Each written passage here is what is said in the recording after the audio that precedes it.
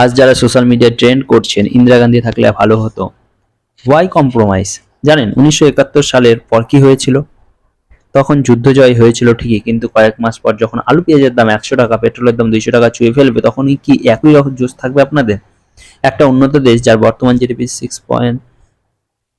3.6 trillion dollar, সেখানে শুধু নিজেকে মহান প্রমাণ করার জন্য একজন প্রধানমন্ত্রী দেশের ভবিষ্যৎ নষ্ট করবেন, এটা কি বাস্তবসম্মত? ভেবে দেখেছেন রাশিয়া এত শক্তিশালী দেশ হয়েও কেন আজ পর্যন্ত ইউক্রেনের মতো ছোট দেশকে পরাস্ত করতে পারেনি? কারণ আজকের যুদ্ধ শুধু বন্দুক দিয়ে হয় না, হয় কূটনীতি, আর্থিক চাপ, কৌশল ও প্রযুক্তির মাধ্যমে। ইন্দিরা গান্ধীর সময় কি পারমাণবিক বোমা ছিল? না ছিল এরকম কোনো সেন্সরযুক্ত যুদ্ধ পদ্ধতি। পাকিস্তান আর জঙ্গিদের মানসিকতা এক, নিজেরা ধ্বংস হয়ে যায় কিন্তু অন্যকে শেষ করার চেষ্টা থামে না। আজ শ্রীনগর, দিল্লি, রাজস্থান, জম্মু কাশ্মীর কি অবস্থা হয়েছে এটা জানেন? ওখানে যারা আছেন তারাই জানেন আসল সত্যি। ইন্ডিয়াতে আজ ফরেন ইনভেস্টমেন্ট ঢুকছে, চায়না থেকেও আইফোনের মতো কোম্পানি ইন্ডিয়াতে তাদের ম্যানুফ্যাকচারিং ইউনিট আনছে। একটা বড় কোম্পানির মালিক হলে আপনি কি এমন যুদ্ধমুখর দেশের টাকা লগ্নি করতেন, কারখানা দিতেন? কাল পর্যন্ত আপনার কাছে মোদি ছিলেন ভগবান, আজ হঠাৎ ইন্দিরা গান্ধী মহান। জানেন ইন্দিরা গান্ধী কি করেছিলেন? নিজের জনপ্রিয়তা কমে যাওয়ায় 1975 সালে দেশের জরুরি অবস্থা জারি করেন। সংবাদপত্রে সেন্সরশিপ ছিল, বিরোধীদের জেলে ঢোকানো হয়েছিল, ভোটারদের মৌলিক অধিকার কেড়ে নেওয়া হয়েছিল, সাধারণ মানুষের কণ্ঠস্বর চেপে দেওয়া হয়েছিল। এরা ছিল ভারতের গণতন্ত্রের কঠিন প্রথম পেরেক।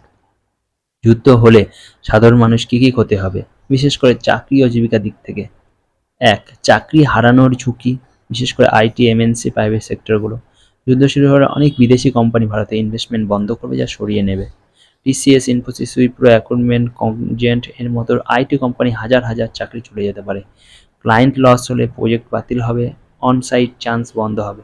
BPO, KPO, tech support, banking job, foreign clients project cancel করলে ম্যাস লে আউট হবে। স্টার্টআপ অ্যান্ড ফ্রিল্যান্সারদের বিপদ, ফান্ডিং বন্ধ হয়ে যাবে, ফ্রিল্যান্স জব পাবে না, পেপাল, ফরেক্স, গেটওয়ে কাজ করবে না।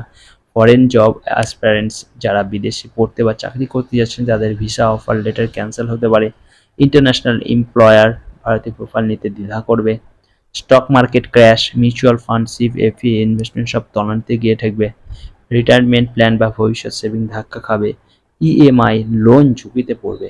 চাকরি না থাকলে গাড়ি বাড়ির ইএমআই সব বন্ধ হয়ে যাবে। চিকিৎসা, ওষুধ সংকট হবে। আমদানি বন্ধ হলে বহু জরুরি ওষুধ পাওয়া যাবে না। হাসপাতালের ওপর চাপ পড়বে। শিক্ষা ও ভ্রমণ ব্যাহত হবে। স্কুল কলেজ বন্ধ, পরীক্ষা পেছাবে। ভিসা, ফ্লাইট, বিদেশ ভ্রমণ বন্ধ হতে পারে। ইন্টারনেট ও সাইবার নিরাপত্তা ব্যাহত হবে। সাইবার অ্যাটাক হলে ব্যাংকিং নেটওয়ার্ক, ইউপিআই কাজ করা বন্ধ করে দেবে। সোশ্যাল মিডিয়া পুরোপুরি বন্ধ হতে পারে। খাদ্য ও জ্বালানি সংকট শুরু হবে, রেশনিং শুরু হবে।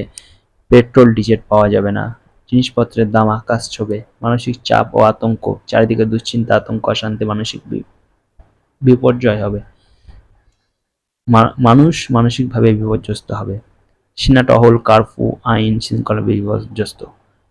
বড় শহরে কারফিউ, সেনা নামানো, ইন্টারনেট বন্ধ, সব কিছুই হতে পারে। আজকের যুদ্ধের ময়দান আগের মতো নয়, এখন লড়াই হয় তথ্য প্রযুক্তি, অর্থনীতি আর কূটনীতির মাধ্যমে। একটু অপেক্ষা করুন, সময় বলে দেবে কে ঠিক কে ভুল। তার আগে শুধু সোশ্যাল মিডিয়ায় ট্রেন্ড থেকে ইতিহাস লিখবেন না।